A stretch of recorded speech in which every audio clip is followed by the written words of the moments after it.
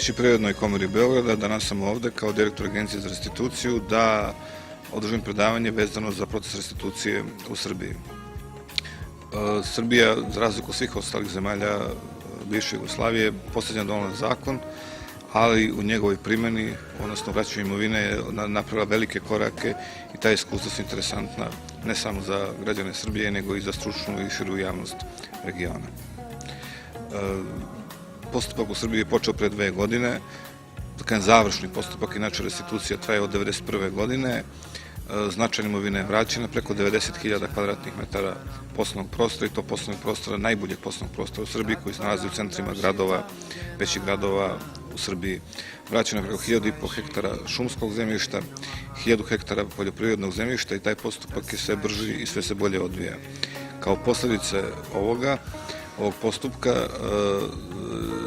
doći će do bržeg investiranja u Republiku Srbiju, zato što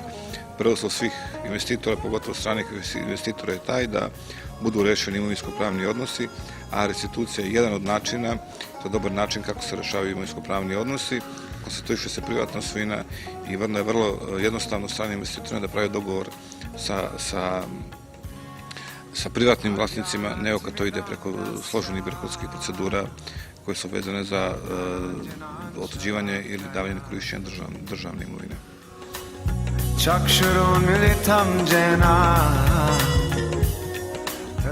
Na sajmu građevinarstva, zahvaljujući organizaciji Privredne komore Beograda, koja redovno učestvuje na ovom sajmu, za koji smatramo da je izuzetno značajan, ne samo za Crnu Goru, nego za čitav region, pripremili smo temu koju smatramo veoma važnom u savremenom građevinarstvu i u savremenoj građevinskoj industriji, koja se zove klasterizacija i značaj klasterizacije u oblasti građevinske industrije. U Crnoj Gori je jedno vreme, a to se nastavlja sa nešto manjim intenzitetom, bio zaista građevinski bum i pošto sam bio svedok toga, bio sam predložio i ovoj opštini i nekim drugim opštinama da se obrati pažnja na nešto što je u svetu građevinarstva izuzetno korišćeno, a to su klasteri. Klasteri, inače, za širu publiku, vašu publiku, znače određenu vrstu poslovnih udruženja koja se udružuju radi svog učešća u sticanju stvaranja vrednosti jednog građevinskog proizvoda koji nije nimalo jednostavan, naprotiv, koji je izuzetno složen. Eto, zato je ta tema